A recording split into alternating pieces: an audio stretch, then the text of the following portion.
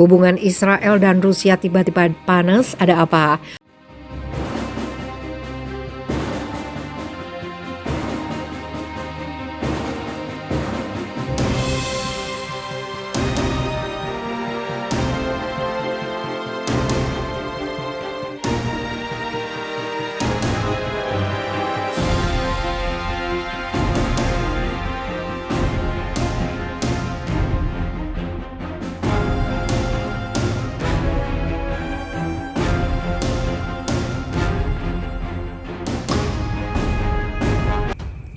Hubungan Israel dan Rusia tiba-tiba panas, ada apa? Hubungan antara Israel dan Rusia tiba-tiba memanas. Hal itu disebabkan langkah Moskow untuk menutup badan Yahudi di negara itu. Sebelumnya, Rusia menyebut langkah ini diambil lantaran kegiatan lembaga itu yang mempromosikan migrasi ke Israel. Ini diketahui telah menarik minat umat Yahudi yang ada di negara itu. Bahkan Kementerian Kehakiman Rusia telah mengajukan banding ke pengadilan distrik Moskow pekan lalu. Banding itu menuntut pembubaran kantor badan Yahudi di negara itu.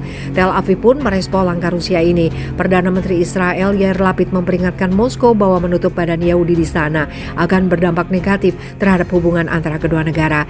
Lapid juga telah menugaskan Kementerian Luar Negeri Israel untuk menyusun tindakan spesifik yang dapat diambil negeri Yahudi itu jika Rusia melanjutkan rencananya untuk menutup operasi organisasi. Ini termasuk memanggil kembali Duta Besar Israel untuk Moskow, pernyataan publik yang lebih agresif terhadap Rusia, serta meningkatkan dukungan Israel untuk Ukraina.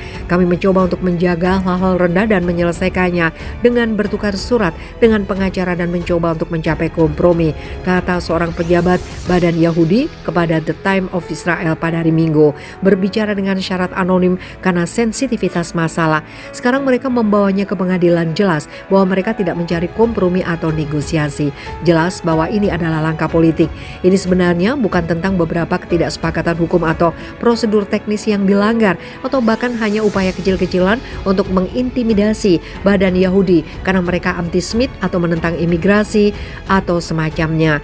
Di masa lalu Rusia sebelumnya pernah terlibat kasus hukum yang melibatkan Israel. Salah satu contoh, kasus nama Isakar, seorang wanita Israel yang ditahan di Rusia setelah sejumlah kecil marijuana ditemukan di bagasinya saat singgah di Bandara Moskow. Dalam insiden itu, para pejabat Rusia dengan cepat menjelaskan kepada Israel bahwa Isakar akan dibebaskan jika Tel Aviv menyerahkan seorang warga negara Rusia, Alexei Burkov, yang telah ditahan di Israel dan akan diekstradisi ke Amerika Serikat untuk kejahatan dunia maya. Israel akhirnya tidak mengikuti permintaan Rusia dan memang mengekstradisi Burkov ke Amerika Serikat. Isakar malah diampuni setelah Israel memberikan kendali atas Alexander Kotyat, kota tua Yerusalem, kepada masyarakat Ortodok Palestina ke Kekaisaran Rusia.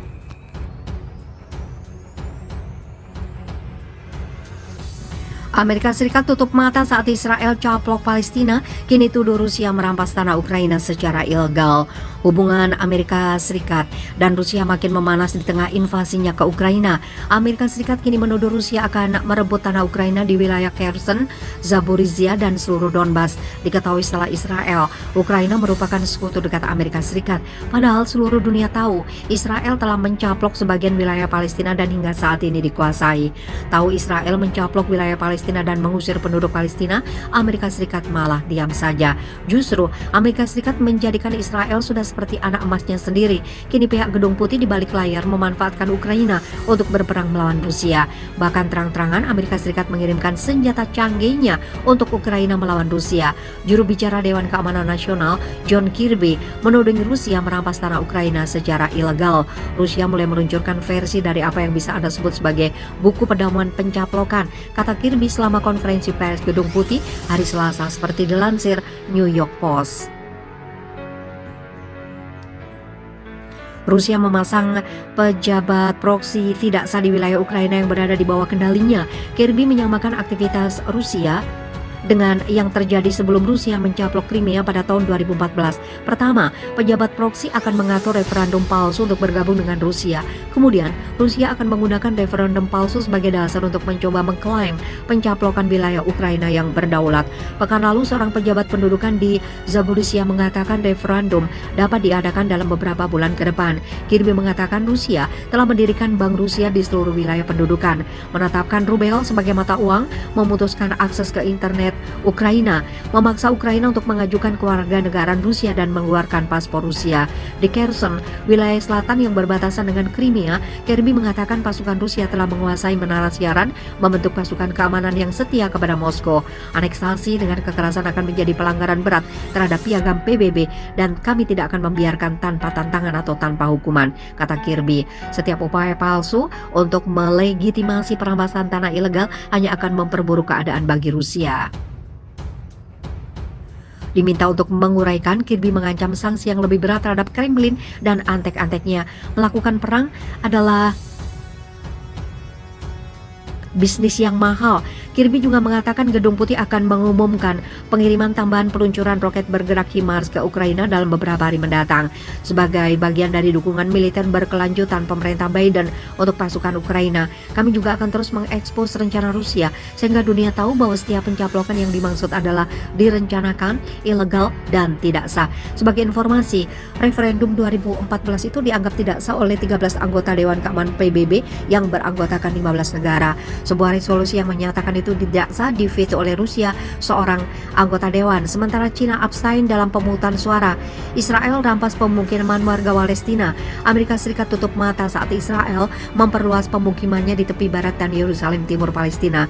Seluruh dunia tahu Israel telah merebut wilayah Palestina untuk menggusur rumah.